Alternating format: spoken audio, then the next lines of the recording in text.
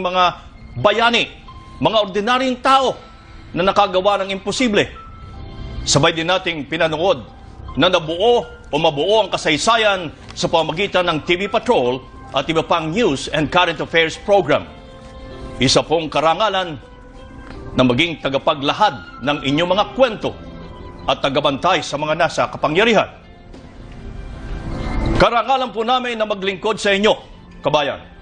Hindi man na-renew ang aming prangkisa at pinatitigil ang ating broadcast, nangangako kami sa inyo, hindi kami mananahimik sa pag-ataking ito sa ating demokrasya at sa malayang pamamahayag. Sa harap po ng pinakamaling dakog at hamon sa aming kumpanya at sa aming mga hanap buhay, hindi namin kayo tatalikuran, kabayan. Mga kapamilya kami, tayo ang ABS-CBN. In the service of the Filipino, saan man sila naroroon sa buong mundo.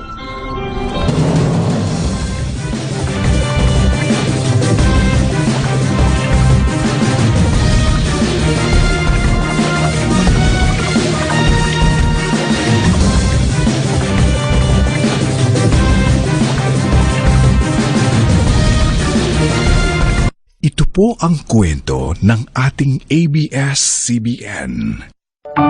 Mas priority nila kung paano mabuklod yung pamilya sa kabila ng mga pagsubok sa buhay. Everyone that's part of Showtime will continue to bring you happiness. Maraming salamat, kapamilya. I love you very much. Ang hindi magbabagong motto ng ABS-CBN ay in the service of the Filipino. The only reason for the existence of our business is to render public service. Ang ginagawang proyekto po ng ABS-CBN ay malaking tulong po sa aming mga mahihirap. Ang mga programa sa ating channel ay salamin ng buhay ng Pilipino. Paborito ko ay manood ng Kadinang Ginto. Mahal ko si Cardo. Ayaw kong maaapi siya. Naramdaman ko ang happiness sa mga show ng ABS. Tutulungan ang abuti ng pangarap mo at makabuti ang sarili mo. Ang news naman ng ABS-CBN ay siya pa ring pangunahing source of information ng Pilipino. Di pa matudaan sa usakalol. Pagsaka sa precious tips na dapat tandaan. Kapag may mga balita, tinatawag ko yung mga anak ko para mapanood nila at napapaliwanag ko rin sa kanila. Marami kaming napanood na ganyang incident sa TV Patrol. Na-apply naman namin yan kung paano kami trubabaho. Ang ABS-CBN ay katuwang din ng gobyerno sa iba't ibang uri ng serbisyo publiko. Kasama dito ang mabilis na pag-agapay sa mga biktima ng kalamidad at trahedya sa pamamagitan ng Sagip Kapamilya. Huwag tayong mawalan ng pag-asa. Katuwang ng pamahalaan sa edukasyon ng kabataan sa pagprotekta sa kaligtasan ng mga bata.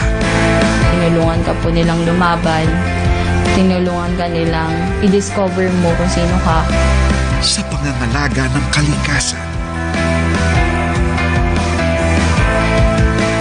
Yung mga dinala at itinanim namin dito na dala ng ABS-CBN, napapakinabangan na po.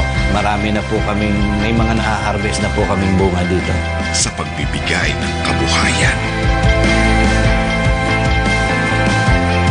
Dati, ako ang tinuturuan ng ABS-CBN. Ngayon naman yung aking natutunan, ipinapaabot ko rin doon sa aming community. Kailangan kung kami ay magkaroon, magbigay din naman kami sa iba. Sa pagpapahalaga sa kalusugan.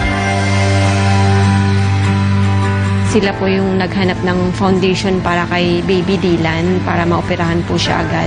Pagkatapos po ng operasyon niya, maganda naman po yung naging improvement din sa katawan po niya. Yan po ang ating ABS-CBN. Kinalakihan nating lahat, naging bahagi ng buhay ng Pilipino. Nais pa rin makaambag sa kinabukasan ng bawat kapamilya. Maraming salamat po sa maraming taon na kami po ay inyong pinatuloy sa inyong mga tahanan. Maraming salamat po sa maraming taon na ating pinagsamahan. Hanggang sa muli, kapamilya.